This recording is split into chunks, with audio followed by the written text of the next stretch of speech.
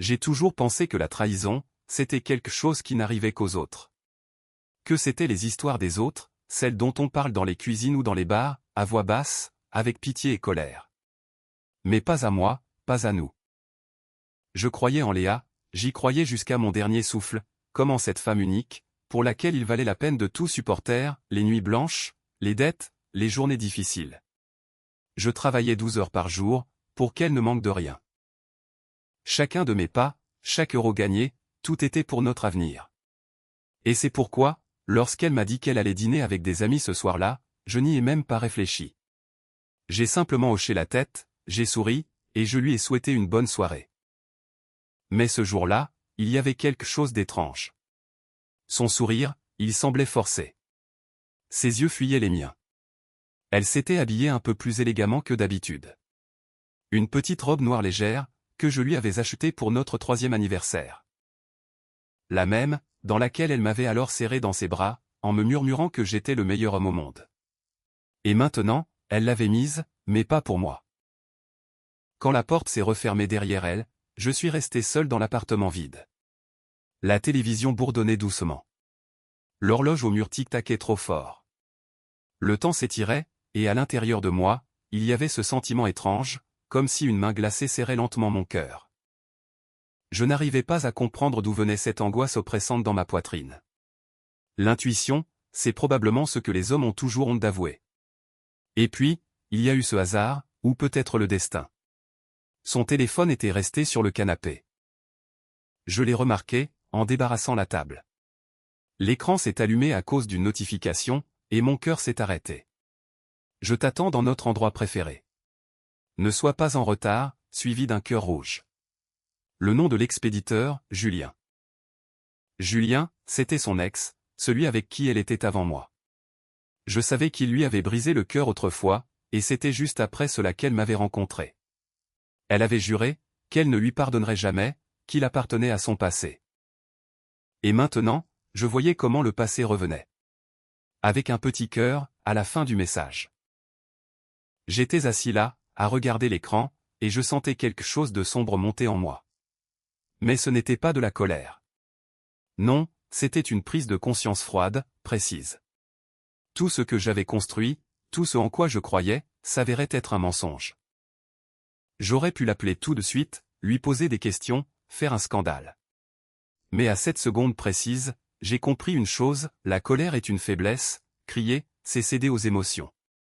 Et moi, je ne voulais pas crier.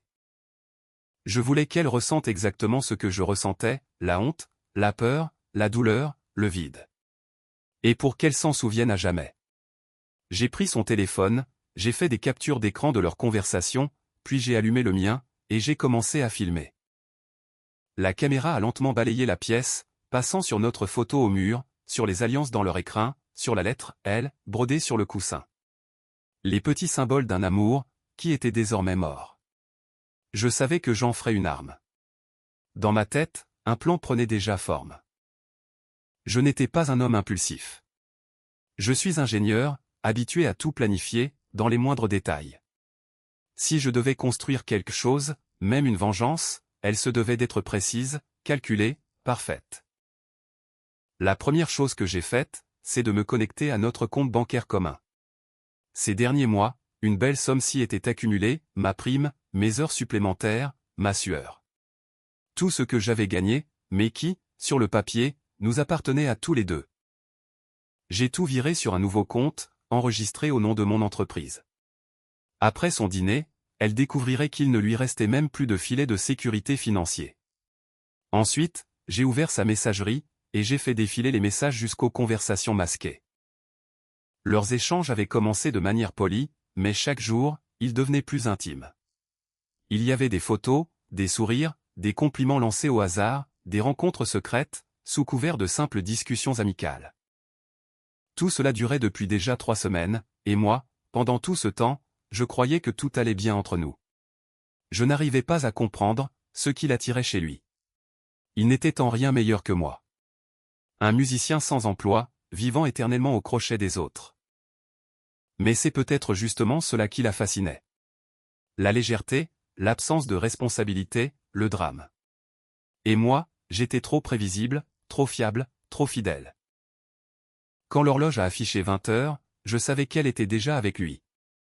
J'ai composé le numéro d'un restaurant parisien, que je connaissais d'une vieille conversation.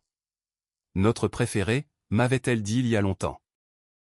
J'ai appris que, dans ce restaurant ce soir-là, une table était réservée au nom de Julien. J'ai eu un sourire amer. Une coïncidence? Peu probable. J'ai mis ma veste, j'ai pris mes clés, et je suis monté dans ma voiture. Le trajet jusqu'au restaurant a pris 20 minutes, mais à l'intérieur, cela m'a paru une éternité. Toute notre vie a défilé devant mes yeux. Notre premier baiser, sous la pluie. L'emménagement dans notre nouvel appartement. Son rire, la première fois que je l'avais appelée ma femme. Tout cela, n'était plus qu'un mensonge. Le simple décor d'un jeu, qui n'était pas le mien.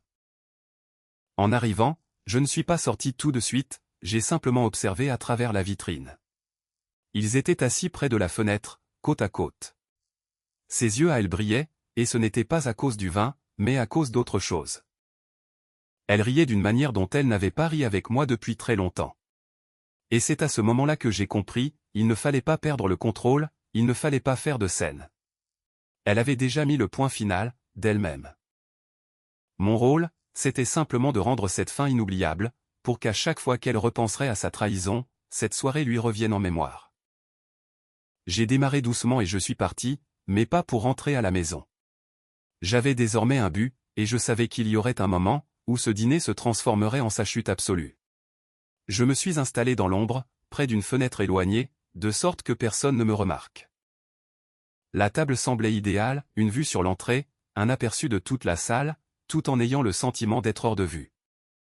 J'ai sorti mon téléphone de ma poche, et j'ai vérifié mes dossiers, les captures d'écran, les messages, les photos de ses réseaux sociaux, tout était soigneusement étiqueté et classé.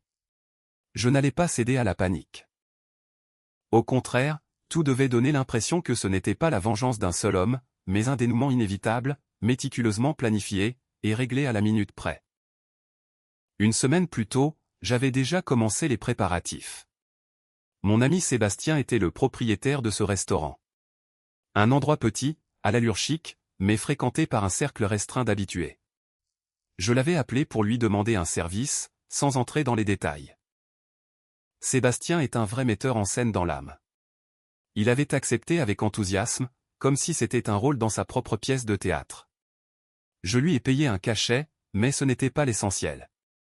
Le plus important, c'était qu'il garde ce professionnalisme froid, tout au long de la soirée. Les serveurs, le gérant, le chef, tout le monde devait jouer son rôle à la perfection. J'avais convenu avec le gérant qu'à un moment précis, un diaporama serait projeté sur le grand écran, près de la scène. Ce diaporama inclurait non seulement ces photos prises au hasard avec Julien, mais aussi des captures de leurs messages, des vidéos où ils riaient, ainsi que des images de notre propre vie, pour que le contraste soit brutal. Des clichés joyeux de nos fêtes, de nos voyages ensemble, des cadeaux, et juste à côté, leur rencontre secrète. J'avais demandé que tout soit fait de manière belle, et douloureusement directe. Sébastien m'avait dit, « Tu veux frapper sous la ceinture? On va faire une opération propre. » De plus, j'avais prévenu le chef cuisinier à l'avance pour une surprise.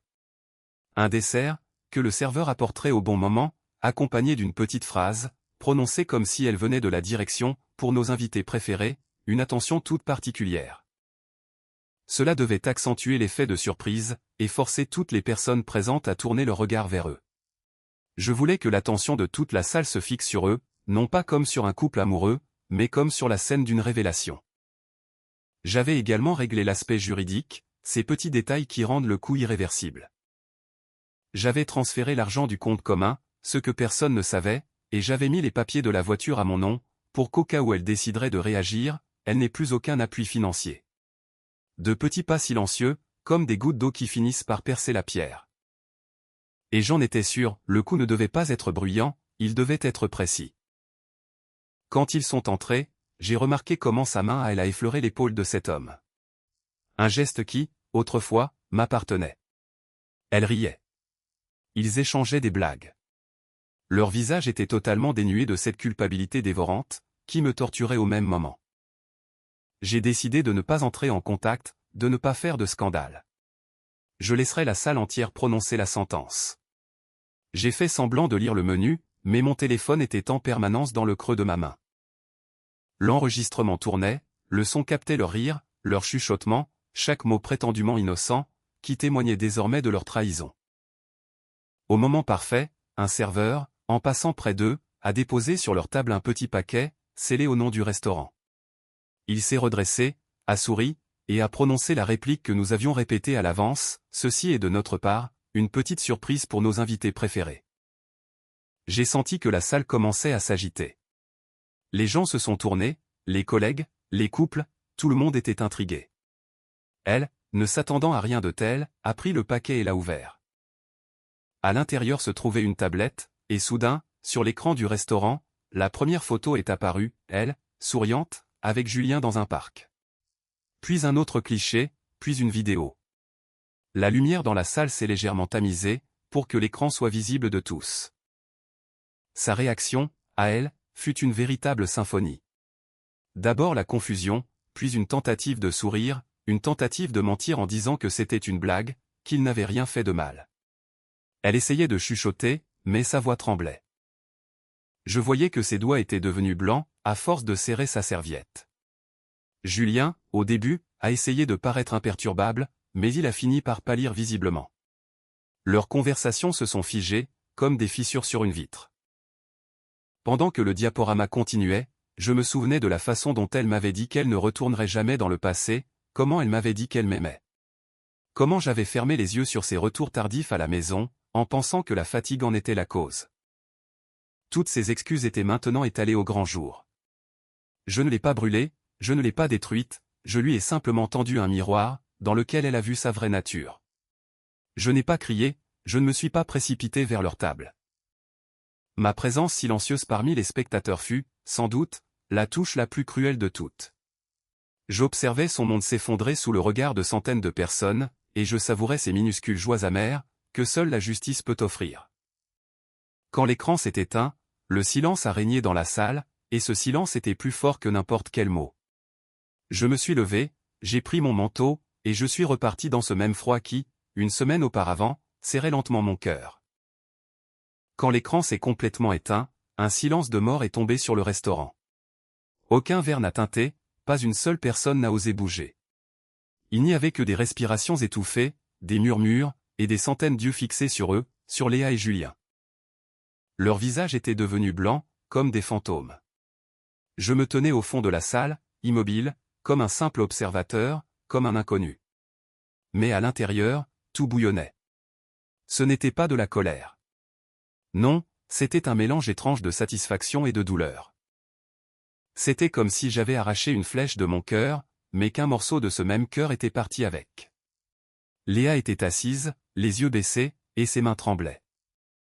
Sur ses lèvres restait figé un sourire idiot, crispé, comme si elle espérait encore que tout cela n'était qu'un rêve, que quelqu'un allait s'écrier que c'était une plaisanterie. Mais personne n'a rien dit. Tout le monde regardait, en silence. Elle murmurait quelque chose à Julien, elle essayait de cacher son visage derrière sa serviette, mais les photos sur l'écran avaient déjà fait leur travail.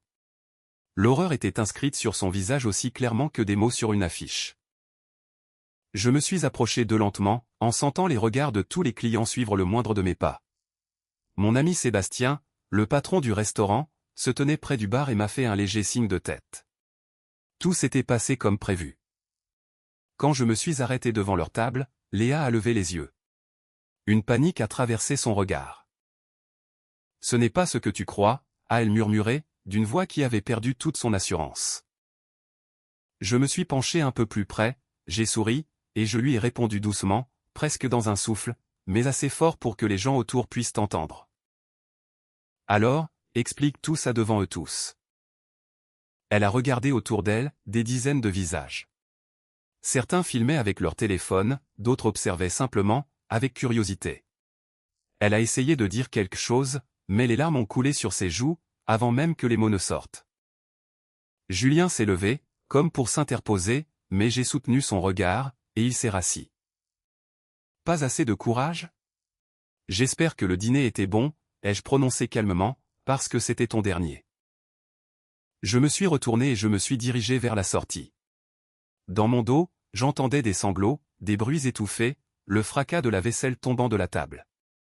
L'espace d'un instant, je me suis arrêté à la porte et j'ai jeté un dernier regard. Pas vers elle, mais vers eux tous.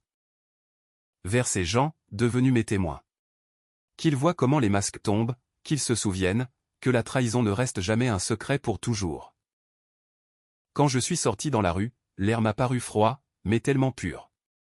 J'ai pris une grande inspiration, comme si c'était la première fois depuis très longtemps. Ma poitrine était vide, mais je me sentais étrangement apaisé. La vengeance ne m'a pas apporté le bonheur, elle m'a apporté la clarté. Tout avait repris sa place. Désormais, je connaissais la vérité, et le mensonge n'avait plus aucun pouvoir. Je suis monté dans ma voiture et j'ai conduit, sans savoir où j'allais. Je roulais simplement à travers les rues parisiennes la nuit, passant devant les lumières vives, les gens, les couples, les vitrines. Tous ces gens qui vivaient leur vie normale, ignorant que dans d'autres cœurs, à ce moment précis, des mondes entiers s'effondraient. La radio passait une chanson douce, dont je n'écoutais pas les paroles. Tout semblait lointain, assourdi. Quelques heures plus tard, quand mon téléphone a vibré, je m'y attendais. « S'il te plaît, réponds », m'a-t-elle écrit. C'est une erreur. Nous nous sommes juste vus pour parler. Puis un autre message, je vais tout expliquer, écoute-moi s'il te plaît. Puis les appels, les uns après les autres. Je n'ai pas répondu. Je regardais simplement l'écran s'illuminer avec son nom, et je sentais qu'il n'y avait plus, au fond de moi, ni colère ni regret. Seulement le silence. Au matin, elle est rentrée à la maison. Je savais qu'elle viendrait. Ses affaires étaient encore là, après tout. L'habitude, le foyer, tout ce qui rappelait notre passé. J'étais assis dans la cuisine, et je buvais mon café. Elle est entrée sans faire de bruit, comme si elle pénétrait dans une maison étrangère. Les yeux gonflés, la voix tremblante. Je ne sais pas par où commencer, a-t-elle chuchoté. Par la vérité, ai-je répondu, tout simplement. Mais elle n'a pas réussi à prononcer autre chose, que des mots pour se justifier. C'était juste un dîner, je me sentais perdu. Tu étais devenu distant. Les phrases typiques, celles dont on se sert pour masquer l'infidélité, comme on couvrirait un gouffre avec une couverture d'enfant. Je l'ai écoutée en silence, pendant qu'elle parlait. Puis je me suis simplement levé, et j'ai posé une chemise cartonnée sur la table, les papiers du divorce. Je n'ai pas envie de crier, lui ai-je dit. Je n'ai juste plus envie de vivre dans le mensonge. Elle a pleuré, elle a demandé pardon, elle a dit qu'elle arrangerait tout. Mais moi, je savais déjà que la confiance ne pouvait pas être restaurée. Elle ne se répare pas, comme on recolle une tasse brisée. Elle disparaît, pour toujours.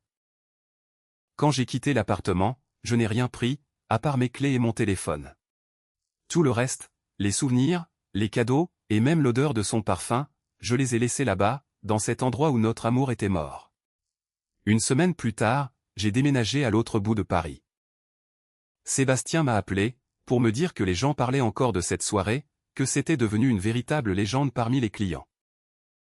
Tu as fait ça proprement, m'a-t-il dit. J'ai eu un rire amer.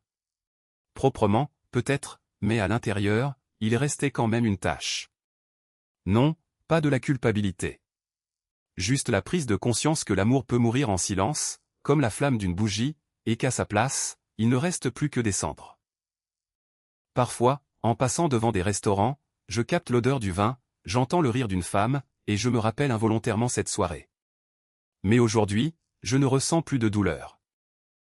Je me souviens simplement d'une chose, la vengeance ne me l'a pas ramenée, elle ne m'a pas rendu sa chaleur, mais elle m'a rendu le respect de moi-même. Et c'était bien la seule chose, qui valait la peine d'être sauvée.